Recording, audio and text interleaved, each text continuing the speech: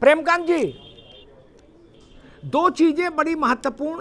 पहला, लोकतंत्र का एक अनिवार्य 5 साला कार्यक्रम है चुनाव, एक उत्सव है जीवंत लोकतंत्र का। और दूसरी तरफ हमको अतीत के कारण डरा रहा ओमिक्रॉन भी है। कल के मुकाबले आज दिन भर में 50% के आसपास की बढ़ोतरी हो गई इस ओमिक्रॉन प्रभावित संख्या में, प्रभावितों की संख्या में। इसके बीच में संतुलन आपको क्या लगता है कैसे रह सकता है, और रह सकता है कि नहीं रह सकता है? तिवारी जी, आपने बहुत ही महत्वपूर्ण मुद्दे को आज डिबेट के लिए रखा है। मैं इसके लिए आपको अमिताभ जी बधाई देता हूं। और इसके बीच में जो मैंने आपको इतने दिन मिस किया, कई महीनों बाद आज आपसे मेरी बातचीत हो रही है, आपकी आवाज सुन रहा हूं और मुझे भी कुछ कहने का आपसे मौका मिल रहा है। जी जी जी जी, स्वागत। तो और इस बीच में चूंकि लखनऊ से बोल रहा हूं, तो ये बात मुझे अटल जी की याद आ रही है कि इस बीच में गोमती में बहुत सा पानी बह गया जी। और हो सकता है कि आपको तो मैं बहुत मिस करता रहा और आप शायद ये कहना चाहें, फराक साहब याद आ गए कि एक मुद्दत से तेरी याद भी आई ना मुझे, और हम भूल गए हों तुझे ऐसा भी नहीं। जी जी जी जी। तो बहरहाल जी, देर सही लेकिन आपसे मुलाकात हो रही है, ये मेरा सौभाग्य और खुशी का मुझे एहसास हो रहा है। आपने बहुत ही एक लाजमी सवाल किया कि कैसे इस तरीके से जो राजनीतिक दल हैं वो इस धर्म का पालन कैसे निभाएंगे। और जिस चीज़ के लिए इलाहाबाद हाई कोर्ट ने चिंता जाहिर की कि जान है तो जहान है और चुनाव न हो तो टाल दिए जाएं, तो ऐसी सूरत में ये तो ज़रूर है कि एक मुश्किल सा मसला है, क्योंकि कोई भी राजनीतिक दल अपने लोभ का संवरण कर सके ये मुश्किल होता है। हर कोई ये चाहता है कि जब भीड़ होगी तभी दूसरे लोग इम्प्रेस होंगे, उनको इस बात से बिल्कुल इत्मीनान होगा कि हाँ ये पार्टी ही इस समय आगे अच्छा काम कर रही है, इसकी लोकप्रियता बढ़ रही है, लोगों में इसका प्रभाव बहुत आगे तेजी से चल रहा है। तो ऐसी सूरत में ये अपने ऊपर नियंत्रण कोई राजनीतिक दल कर पाएगा, मुझे ये टेढ़ी खीर लगती है। बिल्कुल ठीक बात की तिवारी जी आपने। राजनीति इसके बावजूद अब देखना ये होगा कि वास्तव में इस बढ़ते हुए ओमिक्रॉन में, जैसा कि आपने अभी जिक्र किया कि कल से आज तक जो है वो कितनी बढ़ोतरी हो गई, अभी आपने इसका जिक्र किया, तो इससे तो ये लग रहा है कि बढ़ना तो है इसको, अब इसको नियंत्रण। लेकिन एक अच्छी बात एक ये है कि ये उतना जानलेवा नहीं है जितना पहली और दूसरी लहर में दिखाई पड़ा। एक नई बात आज सुशील चंद्रा जी ने कही, चुनाव आयुक्त ने, हालांकि लिखित पत्र तो आई रही थी, आज मुंह से कहा तो थोड़ा मुझे लगा इस पर भी थोड़ी देर चर्चा कर लें कि भाई जो भी चोर चपाट टाइप के उम्मीदवार बनेंगे, गुंडे बदमाश जो बनते हैं, उन लोगों को अपनी उसका आपराधिक हिस्ट्री की सार्वजनिक वो करनी पड़ेगी उद्घोषणा, और पार्टी को भी बताना पड़ेगा। अमिताभ जी, पिछले कई चुनाव से, कई वर्षों से ये बात सत्य है, चुनाव आयोग चुनाव जो प्रक्रिया और जो उसमें दोष है जी, उसमें काफी सुधार करने का प्रयास किया है। ये बात और है कि राजनीतिक पार्टियां, चुनाव आयोग, तू डाल तो मैं पात, इससे इनकार नहीं कर सकते जी।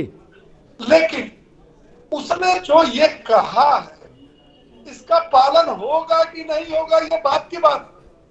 लेकिन आज देश की जनता और प्रदेश की जनता बहुत प्रसन्न है कि चुनाव आयोग ने एक नया फार्मूला उसने लगाया, चाहे किसी भी पार्टी का अपराधी हो, क्योंकि राजनीतिक पार्टियों ने, देखिए अभी तो हमारे आपका जो डिबेट है विषय बदल जाएगा, तू मैं, तू बड़ा मैं ईमानदार, तू बेईमान, मैं कपिल जी सारे आंकड़े लेके आए हैं।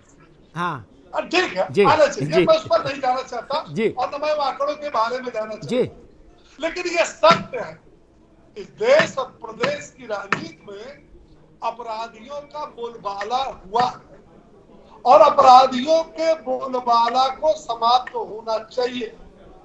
और अगर इसकी शुरुआत कोर्ट से होती है, चुनाव आयोग से होती है, तो इस देश की जनता इसका स्वागत करती है। ठीक है, क्योंकि ठीक इस है ओपी प्रदेश और सिंह, देश ठीक है की ओपी जनता सिंह जी आएंगे आपके इन पास, चीजों बाकी को से बहस में उब ले आए, चुकी, बाकी ये को भी उब बहस में चुकी ले, है। ठीक है, बाकी को भी और बहस में ले आए, फिर आते हैं इस आपके निर्णय पास से सेकंड राउंड में। एक मिनट कुछ रुकिए, राजनीतिक अभी दलों अभी अभी को रुको धक्का जरूर ओपी सिंह जी, लगेगा। अभी रुको, अभी दोबारा में आते हैं आपके पास। चोरी, डकैती, बलात्कार, छेड़छाड़, अब लूट, आगजनी, सबके मुलजिम विधानसभा और लोकसभा को सुशोभित कर रहे हैं। कोई धारा बची नहीं जो सदन में नहीं है, और कोई पार्टी नहीं बची जिसने ऐसे माननीयों के माथे पर रोली चंदन लगा के खुद को कृतार्थ नहीं किया। कपिल जी क्या कर लेगा चुनाव आयोग, ये बताओ।